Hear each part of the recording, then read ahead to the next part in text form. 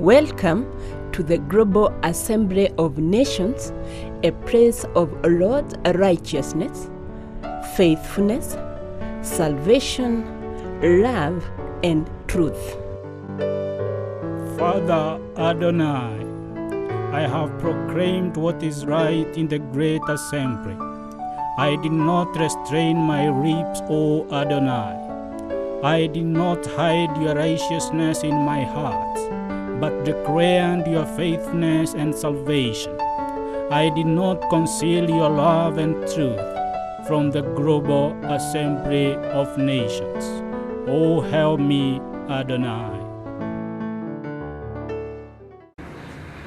I'm glad that you have chosen to be part of the great assembly. Today, we'll be looking at series number 7 of part 1. And this will be about the birth of Abraham. In our previous series, we said that God always had two parallel signs of life, trying to bring out the sinful nature of man and the righteousness of God through man. And we looked at the life of Ham, or we rather introduced the life of Ham as the picture of the sinful nature of man. And today we will be introducing the life of Abraham as the righteousness of God through man, the picture of the righteousness of God through man. In our previous series, we had also seen how man had started again to rebel against God, even as we looked at the generations of Noah. And now, once again, you will see the series or the generations of Noah, as we had seen it before. And I want you to look at Abram. And when Abraham was born, his father was Terah. And this brings us to the point where I would want us to read the verse of today. And this is from Genesis chapter 11, verse 25 and 26. It says that, "And Nahor lived after he begat Terah 119 years, and begat sons and daughters." Verse 26. "And Terah lived 70 years, and begat Abraham, Nahor, and Haran." Thank you very much. I want us to realize, as we said, that here we are joining the dots. Terah was a very senior person in the army of Nimrod. In the previous series, we had seen that King Nimrod reigned, and he was a very, very powerful man in the face of the earth. Actually, he was worshipped as the sun god. And it is during this time that Terah, the father of Abraham, was working as a military chief in the government of Nimrod. And the brothers of Abraham were born first. Actually, when Terah was a bit young, and he was a commoner in the military of King Nimrod. But later, when Terah was about 70 years, as we have seen, he remarried. And it is at this point that Abram was born. And Abram was born at a time when Terah had been elevated in the military order of King Nimrod, and he had become the senior most commander, the captain of the forces of Nimrod was Terah, the father of Abram. And that's why when Abram was born, Terah named him, or the mother of Abram named him Abram, which meant exalted father, because the father had really been exalted in the government of Nimrod, and he was almost the second most powerful person in the world, because he was the hand of the military, the hand of defense of the most powerful king on earth, King Nimrod. And therefore, when Abram was born, the nobles of King Nimrod came to celebrate with him that night, and to really see the son that had been born of Abraham at his old age, at 70 years, the son that had been born of Terah, and that was Abram.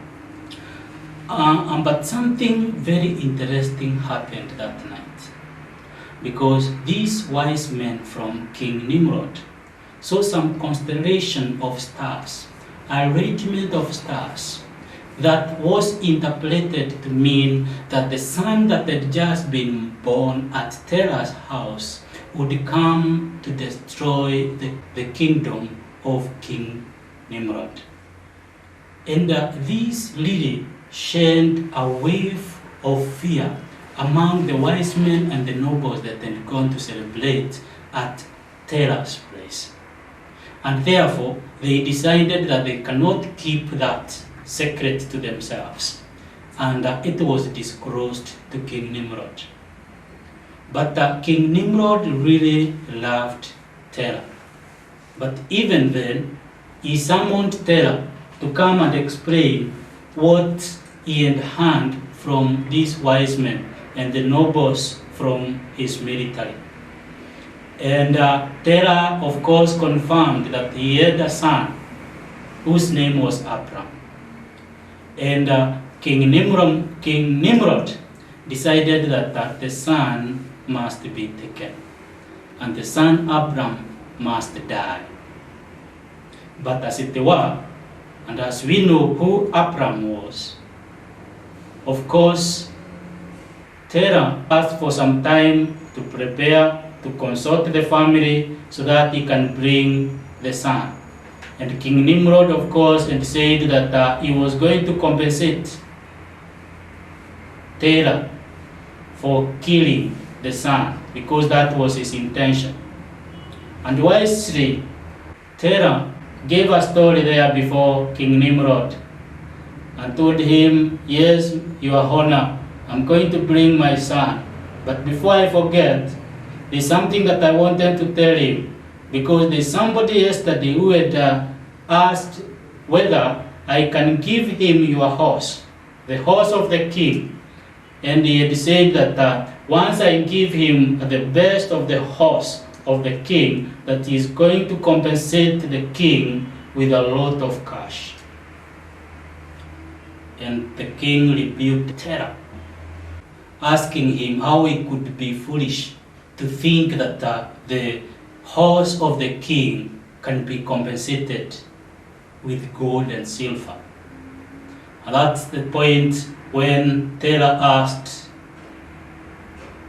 about what was more precious.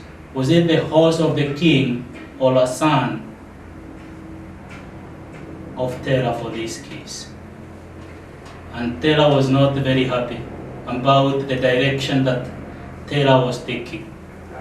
But Terah asked for some time to think about it, and when the time came, he exchanged Abraham with a son that had been born by his servant, and took that son to King Nimrod. And as it were, King Nimrod killed that son instantly.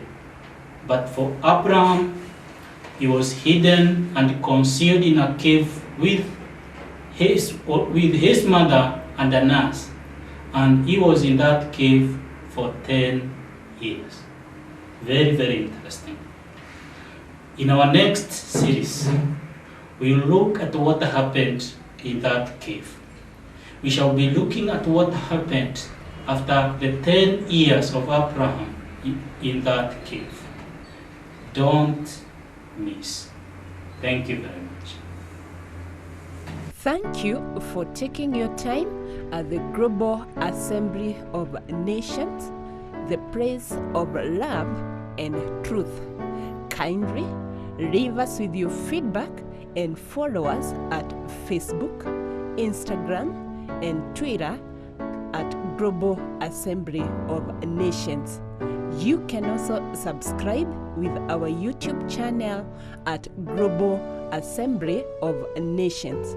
Remember that you can partner with us or support us by clicking the appropriate button below.